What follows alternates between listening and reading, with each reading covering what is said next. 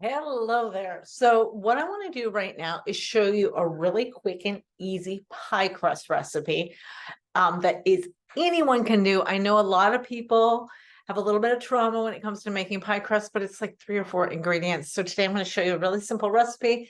And then a little bit later on, I'm actually going to be making a pumpkin pie with it, but you can make any pie you want. All my recipes are gluten-free, no refined sugar, and they're vegan. So this is what we're going to do today. This is simple almond crust one. And this is in my current cookbook as well. So we're going to use 1 cup of almond flour. Now, while I have not subbed this out for it yet, like a gluten-free mix should work fine. I have not tested it, but with all my recipes, for the most part, the 1-for-1 on the almond flour are equal swaps, okay? And then we're going to do a 1/2 cup of coconut flour. Yeah. 1/2 teaspoon salt.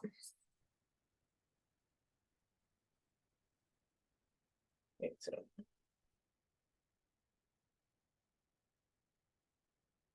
all right. Let's gently sip those together. Now I'm using vegan butter, of course. I'm going to be using a 1/2 cup and cutting that through. You could use coconut oil. I would probably lessen it to probably about 6. You'll see when you are making it. I make my own homemade butter. This was made out of, I think, hemp milk.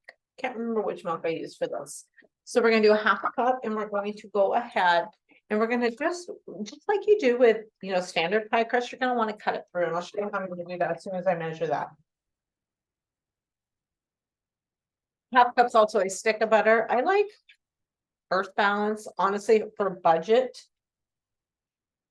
If you are buying vegan butter, Miyoko's is my favorite for taste. 1/2 cup. So now I'm going to be a little bit more present with you. I'm going to go ahead. See what I'm doing here. So whenever you do a pie crust, you are going to take the fork or even a knife, and you're going to kind of just break it through. So what we want, and let me do this a bit differently. Let's go like, can you see it like this? Yes, you can. So what we're going to do is we're going to break it through, and what's eventually is going to happen is you're going to get these pea-size clumpings. And I'm going to lift that up a little bit so I can talk to you a little bit more on the pie crust. So as I'm mashing this in, what I'm looking for is to incorporate it into the flour, because what's going to happen is once you have all the pieces incorporated in, and I'm just going to be real with you, we're going in with the hands. It is much easier. Okay, I did wash my hands before this. You can go the old school fork and knife method, but honestly, just going in works so much easier for me. Now, I will say the downside to this is our natural body heat.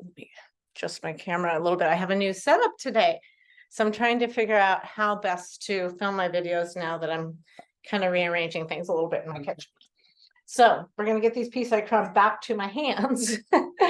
We have a body temperature of 98.6, which clearly is going to melt the butter a little bit. So you do need to work quickly in here. On gloves as well, but that's not going to necessarily, change your body temperature that much. But this is much quicker for me, and I want to show you what I'm doing because it's so important that all this goodness is here. So voila. Do you see what I'm talking about here? Where you can tell it's incorporated. We've got the clumps. Even these ones are bigger, so these ones should technically be broken down. So what I'm going to do right now is we're at the point where we can go ahead and add the water and bind it together. I start with a 1/4 cup of really icy cold water. Then I am going to see how it forms and adjust accordingly. So what we're going to do is I'm going to go ahead and grab my water, and we'll see how that works. All right, so this is a 1/2 cup, so I'm only going to add half of it, and then I'm going to go ahead and give it a bit of a stir. Here we go. It will start coming together. And this is honestly where I just use my hands too. I just know how it's supposed to feel, and it will come together organically. And honestly, doing it with the spoon does not allow me to have that connection with my dough. So you can see what's happening here. I have more than enough. And actually, I think I have too much liquid this time. I kind of like it when quote mistakes happen because then that allows me to show you what you can do if the same thing happens to you. So we know it's enough. See how it's coming together effortlessly? So we can actually ball it up right now. And let me go ahead and do that. I'll show you that. See what I mean? It's like a perfect ball and I'll be able to roll it. It's gonna be a weird video, just with all my directional changes. I'll have this nailed down once I have this setup figured out. So this is what I'm gonna show you what I'm gonna do. This is actually a little damper than I like, but I'd rather have it a little damper than a little dry. Goods be gone to the side. Just a second. I forgot that I had that water there. So we're gonna clean that up, put that to the side. This is a trick that I like to do with pie crust because it enables me to not have to use as much flour and it's not as messy. So I don't know how you feel about using the parchment paper, but this is what I'm going to use. This is the other thing I want to let you know. So in theory, what we should do is we should refrigerate this for at least 30 minutes for it's set. If you don't have that much time, maybe pop it in the freezer to 10 to 15. It makes it a lot easier to roll out. So that's ideally what I should have done. I'm going to see, I really want you to see how this rolls out. I'm going to do it without the chilling process today, which is something I normally don't do. All right. So you're going to want to go out from the center and roll out your crust. And it should still work. This actually will probably just work. Here we go. I'm going to show you where I'm at here. I'm flattening it out and rolling it out from the center out. Can you see? Yeah, you can see this. There. Make sure you're in here now. I'm going to show you where I'm at with the process. It is rolling out actually quite lovely, which I'm really happy about. I'm going to go ahead and kind of pinch it together a wee bit so I can keep my circle together. Go back to the old drawing board. We're going to keep this out. So I have a 10-inch pan or a 9-inch pan on the waist-side.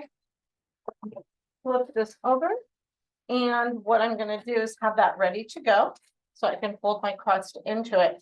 Now, because I didn't already refrigerate it, one of the things that's super, super important when you're baking, and this is going to help increase you to have a flakier crust, is after this is all rolled out, I'm going to prick the bottom first of all. And the reason why we do that is because it will start to like bubble because in the oven. And so that allows the heat to escape so it can still be crispy. But what we'll do is we're going to pop this back into the fridge or the freezer, let it chill, and then I'm going to pre-cook it. So what you're going to want to do, so I am making a pumpkin pie. So anytime that we make a custard type pie, you are always going to do what's called a pre-bake on the crust. I am not cooking this crust in its entirety. I'm cooking it for about 12 to 15 minutes. And the reason for that is when you dump in something as heavy like a custard, it can make the crust super soggy. So if you pre-bake the crust first, that's like laying the foundation down and it won't penetrate through the crust and you'll still have that nice crispy crust. That's what I meant to say. All right, so I'm going to check on this. Oh, it's looking beautiful. I want to show you the pan I'm using just so you know how you can gauge when you're rolling it out. What size is this? I can't remember. I think this is 10-inch. So you can see where I'm kind of at here. So what I want to do is I want to keep rolling it up so it's going to go up to the side. I'm not a huge crust person, so I honestly don't care if it doesn't go all the way up to the side, but I do want it to fit in this pan a little bit better. So I'm going to roll it out just a wee bit more. Usually what I do is when I make a crust recipe, I always double it. I double it for two reasons. It's just as much work to make one crust as it is two. And then I can have another one ready to go for another occasion, whether I just want the dough or I'll roll it out and then I will let it freeze like in the pie crust form. So it's ready for another pie. The other thing that I really love to do is when I was a kid, my mom, she called them tartlets. And so she would intentionally make a second batch of pie crust just so we can make the yummies afterwards. And what we would do is we would roll out that crust and put it in different shapes and then put cinnamon and sugar on it and bake it. They're so good. Which I do with my version too, but I don't use sugar, I use monk fruit. So that's a lot of the times while I'll make a double crust as well. All right. She's looking good. So let's do the trick, because I know this is traumatizing for a lot of people. We can see this. I know you can. So we are now going to fold it in half. And then lay it just like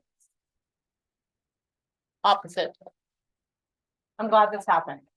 Okay, something just happened. I'm gonna show you what, and I'm okay with it.